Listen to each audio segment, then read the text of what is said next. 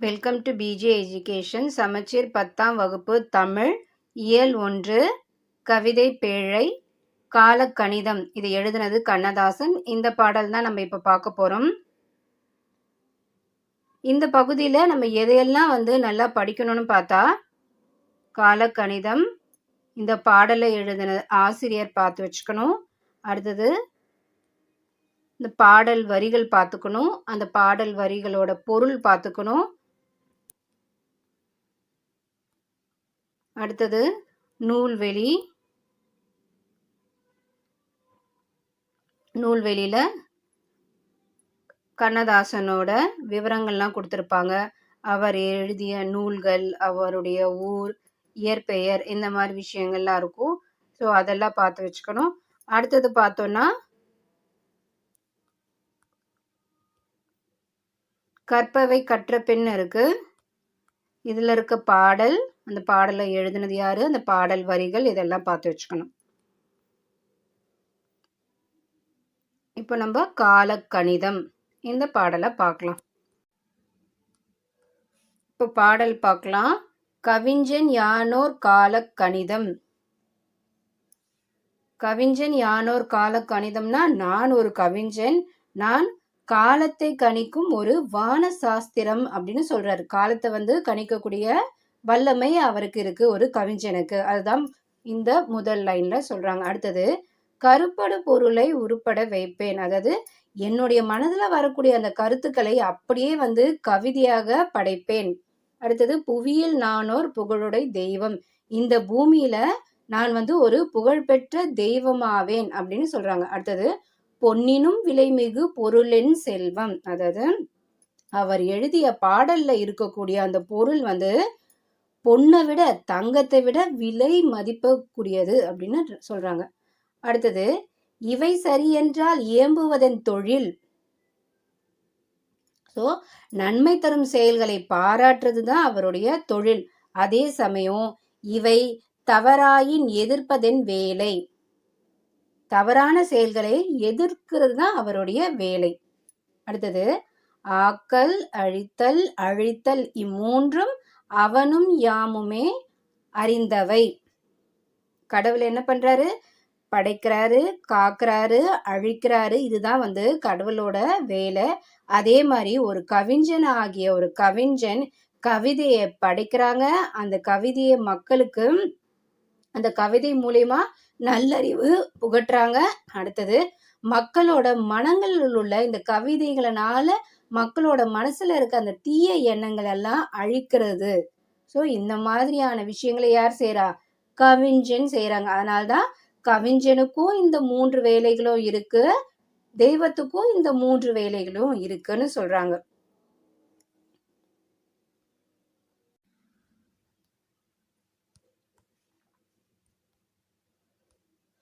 செல்வந்தர் கையில் சிறைப்பட மாட்டேன். செல்வம் இருக்கவங்க கிட்ட போயிட்டு அடிமையா வாழ மாட்டேன். அவங்களுடைய பதவிக்கும் வாளுக்கும் பயப்பட மாட்டேன். ஒரு பெரிய அதிகாரத்துல இருக்கிறவங்களைய பார்த்தோம், இல்லைன்னா அவங்களுடைய வாள், அவங்க என்ன விதமான எதிர்ப்பு தந்தாலும் அதை பார்த்து என்ன பண்ண மாட்டேன், பயப்பட மாட்டேன். பாசம் மிகுத்தேன், ரொம்பவும் பாசமானவன். பற்றுதல் மிகுத்தேன், ஆசை தருவன அனைத்தும் பற்றுவேன். எனக்கு ஆசை தரக்கூடிய எல்லா விஷயத்தையும் நான் போயிட்டு கைப்பற்றுவேன். உண்டாயின் பிறர் உண்ணத் தருவேன். என்கிட்ட இருந்துச்சுன்னா மற்றவங்களுக்கு உண்றதுக்காக கொடுப்பேன். அதே சமயம் என்கிட்ட இல்லாயின் எமர் இல்லம் தட்டுவேன். என்கிட்ட இல்லைன்னா, எமர்னா நண்பர், என்னுடைய நண்பர் இல்லம் போய் தட்டுவேன். அடுத்தது வண்டா எழுந்து மலர்களில் அமர்வேன். ஒரு வண்டு எப்படி போயிட்டு மலர்ல அமருதோ அதே மாதிரி அமர்வேன். வாய்ப்புற தேனை ஊர்ப்புற தருவேன். எனக்கு தெரிஞ்ச இன்பங்களை, சுவைகளை ஊர் அறியுமாறு என்னுடைய இலக்கியங்கள்ல கொடுப்பேன். அதுதான் இங்க சொல்றாரு. பண்டோர் கம்பன் பாரதிதாசன் சொல்லாதன சில சொல்லிட முனைவேன். கம்பன், பாரதிதாசன், பாரதி இவங்க சொல்லாத சில விஷயத்த கூட நான் என்னுடைய கவிதைகள்ல சொல்றதுக்கு முயல்வேன். அதுதான் இங்க சொல்றாங்க.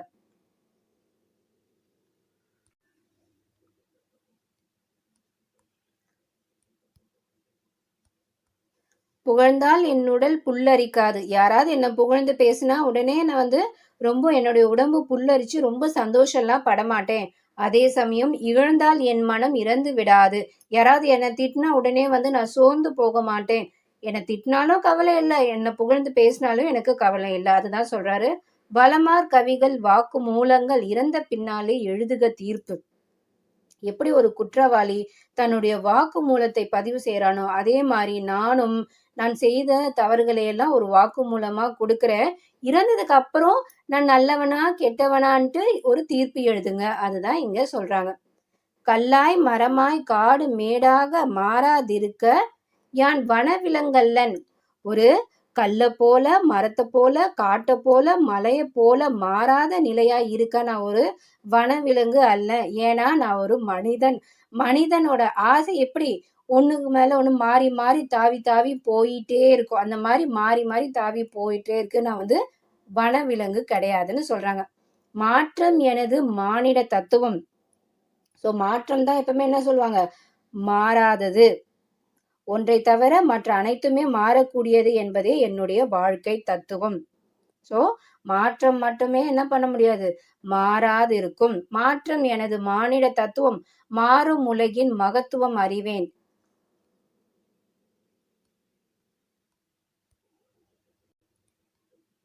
அடுத்தது, எவ்வவை தீமை எவ்வவை நன்மை என தறிந்து ஏகுமென் சாலை. எது நல்லது எது கெட்டது அதெல்லாம் அறிஞ்சு அதனோட வழியில தான் நான் போவேன். அதுதான் என்னுடைய வாழ்க்கை பயணம். தலைவர் மாறுவார், தர்பார் மாறும். ஒரு ராஜா மாறுவார், அவருடைய தர்பார் மாறும். தத்துவம் மட்டுமே அட்சய பாத்திரம்.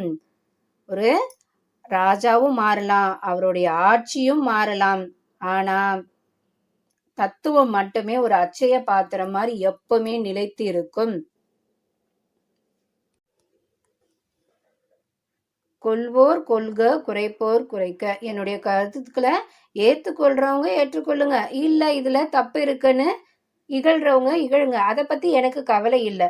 உள்வாய் வார்த்தை உடம்பு தொடாது. நீங்க என்ன இகழ்றது என் உடம்ப வந்து தொடாது. நானே தொடக்கம் நானே முடிவு. என்னுடைய இலக்கிய பயணத்துல நானே தொடக்கம் நானே முடிவு.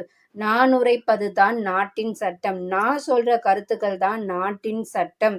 இதுதான் வந்து கண்ணதாசன் பாடியிருக்க ஒரு பாடல். இப்போ நூல்வெளி பார்க்கலாம். இப்போ நூல்வெளி பார்க்கலாம். காலக்கணிதம் இப்ப பார்த்தோம் இல்லையா, இந்த பாடல் கண்ணதாசன் கவிதைகள் அந்த தொகுப்புல இருந்து தான் எடுத்து இருக்காங்க. இவருடைய இயற்பெயர் முத்தையா. இவருடைய ஊர் சிவகங்கை மாவட்டத்தில் இருக்க ஒரு சின்ன ஊர் சிறுகூடல்பட்டி. இவருடைய அப்பா சாத்தப்பன், அம்மா விசாலாட்சி அம்மையார். இவர் ஃபர்ஸ்ட் சினிமால வந்தது 1949ஆம் ஆண்டு. கலங்காதிரு மனமே அந்த பாடலை எழுதி தான் இவர் சினிமாக்குள்ள போயிருக்காரு. சினிமாலையும் சரி இலக்கிய உலகிலும் சரி இவர் வந்து ரொம்பவுமே சிறப்பா செயல்பட்டிருக்காரு. இவர் ஒரு சிறந்த கவியரங்க கவிஞராகவும் இருந்திருக்காரு, பேச்சாளராகவும் இருந்திருக்காரு.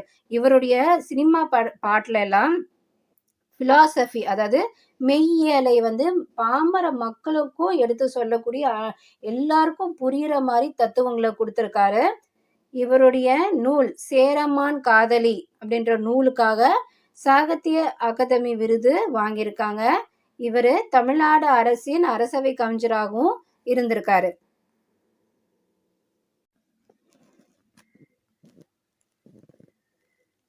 அடுத்தது குறிப்பு மாதிரி கொடுத்துருக்காங்க. இதுல கவி சக்கரவர்த்தியும் கவியரசும், ஸோ கம்பனுடைய பாடலும் கண்ணதாசனோட பாடலும் கொடுத்துருக்காங்க. இந்த வரிகள்லாம் தெரிஞ்சு வச்சுக்கோங்க. இதுல இருந்து கொஸ்டின் கேட்கறதுக்கு சான்ஸ் இருக்கு. ஃபர்ஸ்ட் கம்பனுடைய பாடல் பார்க்கலாம். நதியின் பிழையன்று நறும்புணலின்மை அற்றே, பதியின் பிழையன்று பயந்து நமை புறந்தாள், மதியின் பிழையன்று மகன் பிழையன்று மைந்தா, விதியின் பிழை நீ இதற்கென்னை வெகுண்டதென்றான் கம்பன். அடுத்தது கண்ணதாசனோட பாடல். நதி வெள்ளம் காய்ந்து விட்டால் நதி செய்த குற்றமில்லை, விதி செய்த குற்றமன்றி வேறு யாரம்மா. இது கண்ணதாசன். அடுத்தது கண்ணதாசனோட கவிதை தான் கொடுத்துருக்கு. கதிர் வெடித்து பிழம்பு விழ கடல் குதித்து சூடற்ற முதுமை மிகு நிலப்பிறப்பின் முதற்பிறப்பு தோன்றிவிட நதி வருமுன் மணல் தருமுன் நலம் வளர்த்த தமிழங்கே பதிமதுரை பெருவெளியில் பாண்டியர் கை பார்த்தவளே.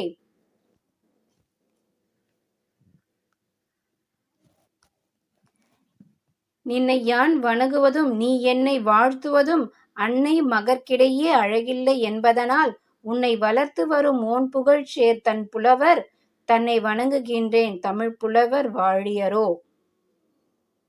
இதோட இந்த பகுதி முடியுது.